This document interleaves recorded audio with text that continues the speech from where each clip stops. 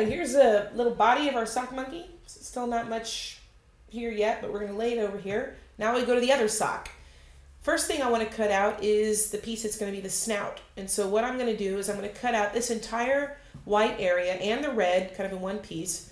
But I do want to leave a little border of maybe, I don't know, 1/4 inch to a 1/2 inch, just so I've got something to fold under and sew. So I'm going to kind of be careful with my scissors. And I mean, on this one, it's it's actually folded pretty well. So if you're careful and you just kind of go about, let's say about a 1/2 inch out, I didn't really do the legs this way, but the snout is a little bit more forgiving.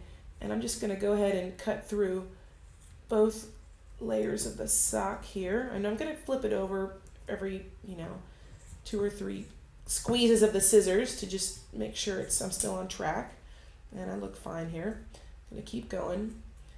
And this is going to be the little piece that makes the snout. One thing about these socks that makes them kind of a little bit different from other socks is that because they've gotten so popular for making sock monkeys out of them, there's actually kind of a pouchiness, kind of a poofiness, pouchiness that the heel has, both for the snout and for the butt. So they do it is kind of like a little balloon of fabric kind of. So, I mean, kind of another reason why these really aren't the best, like real socks, like for your feet. But anyway, all right, I'm going to keep, but you can kind of tell it's, when you work with it, it's kind of like almost like a little balloon of fabric there. And that's just because people like monkeys with big snouts and big butts. So kind of like, I guess kind of like men like their women.